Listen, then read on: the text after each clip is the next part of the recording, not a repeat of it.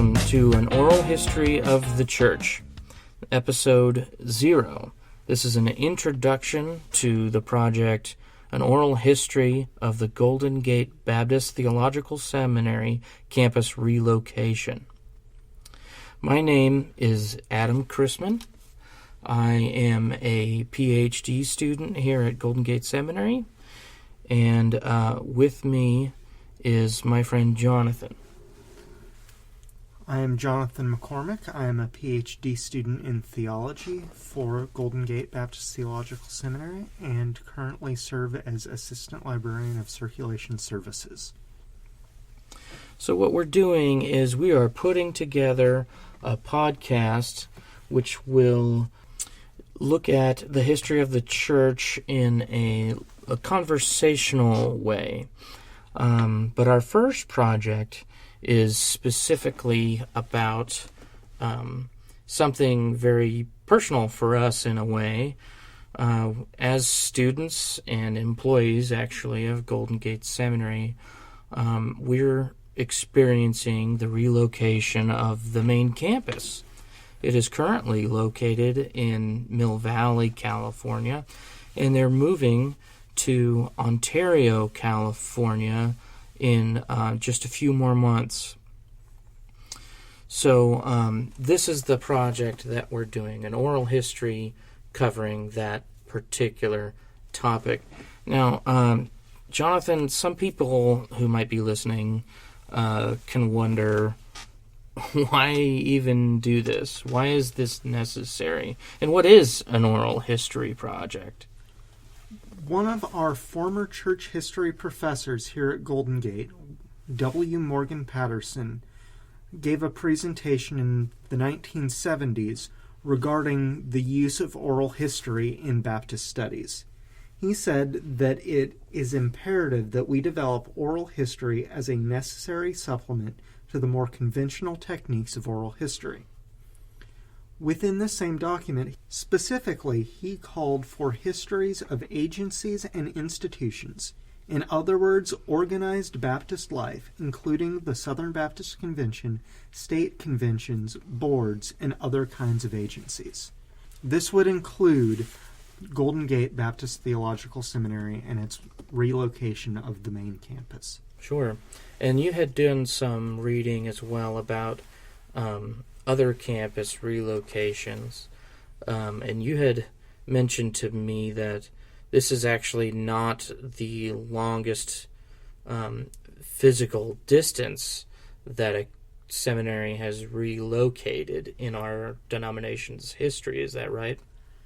Correct. I think Southern has relocated about the same distance, and New Orleans Seminary's relocation was about the same distance, but they were much younger institutions at the time of the relocation.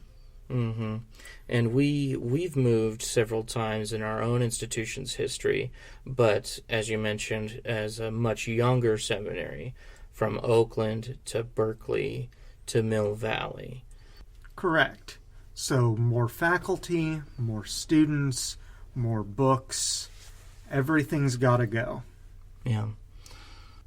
Then what is an oral history project? So you've discussed why it's helpful. What really is the oral history? An oral history is a supplementary tool for historical investigations. We're not trying to replace the institutional histories that are being written about Golden Gate, both the contemporary and ones in the future. Mm-hmm. This is a tool to give primary source material for what people saw and experienced during the move. Mm-hmm. Once again, Dr. Patterson said, oral history enables a prepared interviewer to produce important information from an interviewee that might otherwise never be preserved. Thus, it can cover impressions, interpretations, opinions, and anecdotes, which even conscientious diarists and memoirists might not have occasion to think of or to record. This technique of research can inject life into what some non-historians regard as a dull exercise. What is more interesting and entertaining than a well-told anecdote or a behind-the-scenes account of a participant in some important event or institution? That's true. That's very true. And this is certainly an important event in the life of Golden Gate Seminary. It's been decades as this location here in Mill Valley specifically as the main campus of this institution. So even though there are 4 other campuses at the moment, and those aren't going anywhere, the main campus moving from this site, and not just moving from this site, but moving such a long distance, is pretty significant. And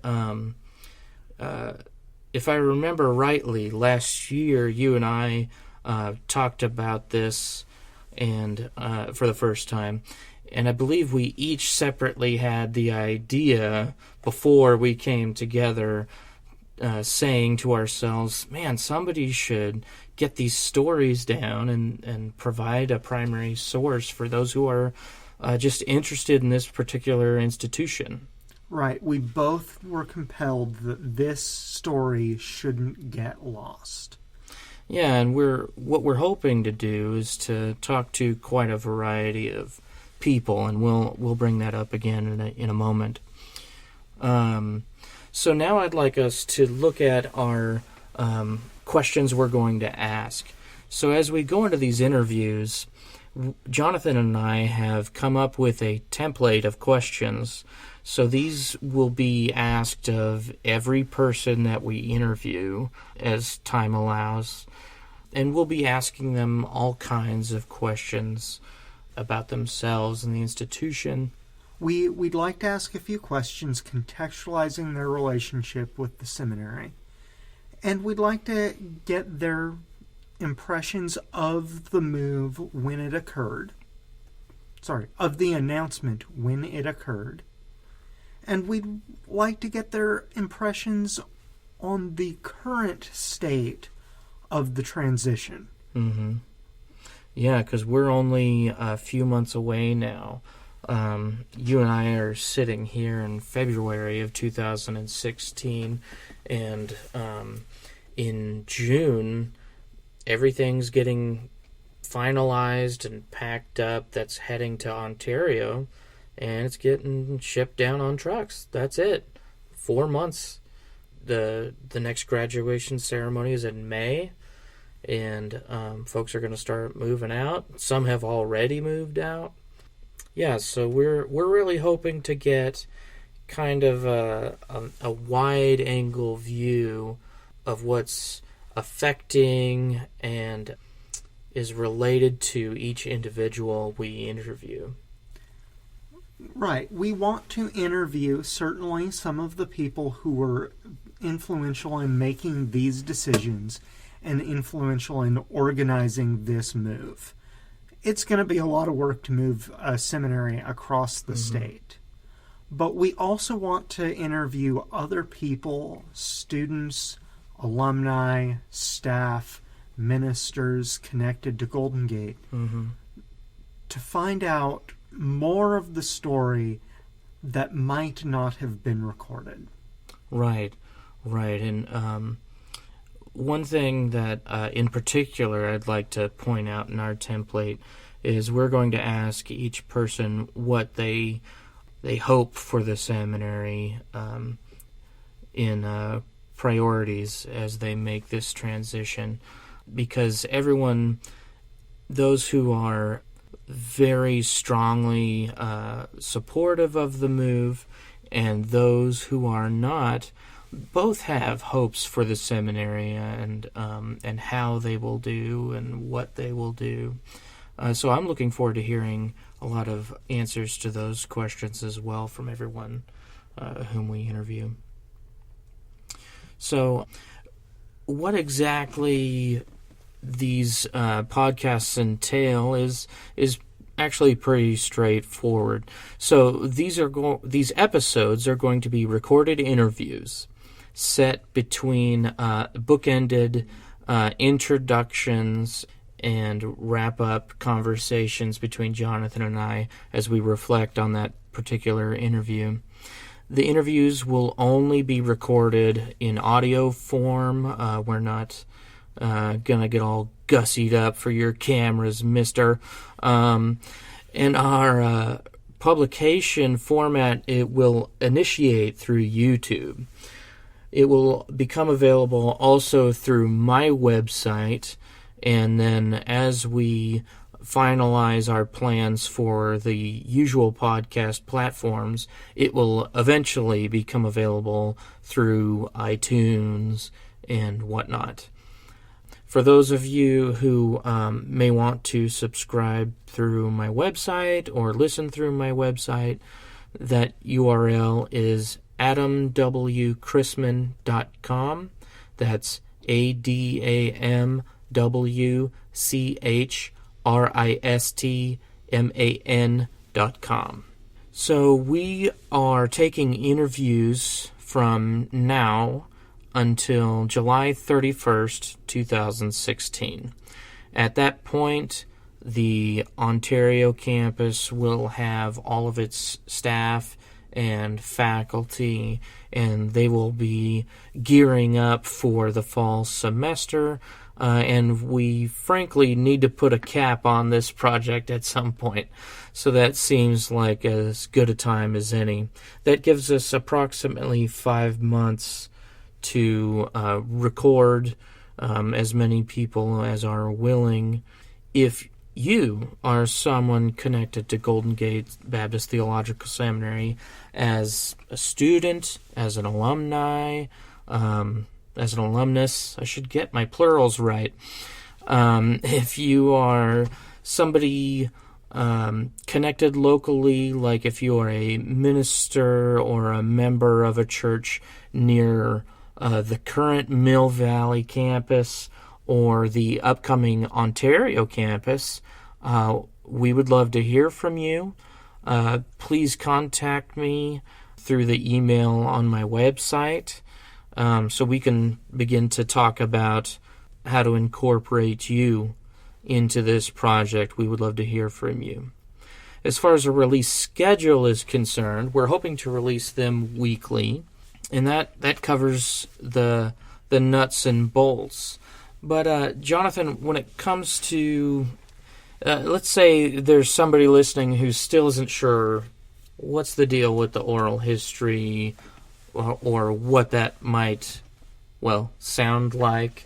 Or maybe they're curious about doing it for their own church or some other organization. You have some more information about that, don't you? We've already done one interview, and the interviewee was very excited about the prospects of this project. There's plenty of information out there on doing an oral history, and if you'd like to consider doing an oral history for your church or organization, I would encourage you to go to folklife.si.edu, www.folklife.si.edu. And that website has examples, is that right? So you can listen to oral histories of, I think they have American history examples, that sort of thing. Yes, it has examples of various projects done in conjunction with the Smithsonian Institute on oral histories from various places across the country and various groups, and information on how to do your own oral history project. All right. Well, for those of you who are listening to episode 0 and curious about episode 1, that episode releases on April 1st, 2016, and no, that's not a joke.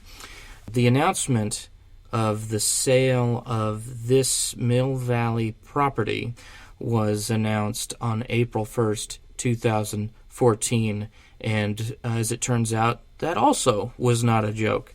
So we're going to match it in kind 2 years after the announcement by releasing our first episode on that day. Well, Jonathan, do you have anything else to say to the nice people?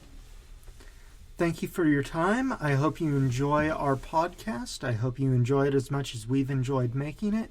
If you're interested in participating with this project, we'd love to hear from you. And if this project inspires you and you want some pointers on how to do this in your church, feel free to contact us. All right. Well, this has been episode 0 of An Oral History of the Church. May God bless you as you go. He's already gone before.